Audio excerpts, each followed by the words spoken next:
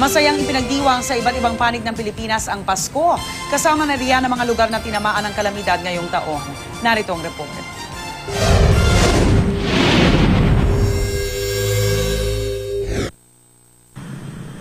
Sa Isulan, Sultan Kudarat, hindi nawala ang higanteng Christmas tree at ang dancing fountain na sinasabayan ng mga palabas gabi-gabi. Bahagi ang mga ito ng Kapitolyong puno na makukulay na pailaw na siyang atraksyon ng bayan na dinarayo tuwing Kapaskuhan.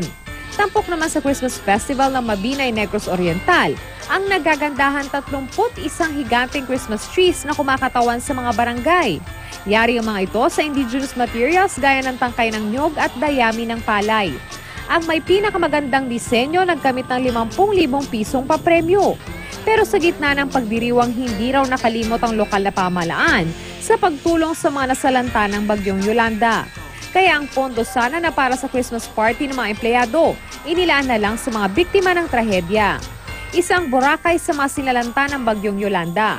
Kaya naman simple lang ang pagdiriwang doon ng Pasko. Pero ang ilang resort owner, nagpaabot pa rin ng tulong sa mga labis na nasalanta ng bagyo. Sa ngayon, problema pa rin ang brownout sa isla, pero marami pa rin ang dumayo roon para magbakasyon. Biktima rin ng trahedya ang Tagbilaran, Bohol dahil sa napakalakas na pagyanig noong Oktubre. Pero hindi pa rin nakaligtaan ng mga residente na magdiwa ngayong Pasko. Labis ang tuwa ng mga bata sa kanilang Christmas party. Siyempre, hindi mawawala ang pinyata o pinalamuti ang palayok na may surpresa mga candy. Spaghetti na siyang paborito ng lahat at ang exchange gift o pagbibigayan ng regalo.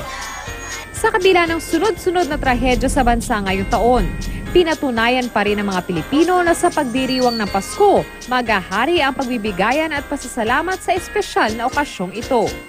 Para sa unang balita, Von Aquino reporting.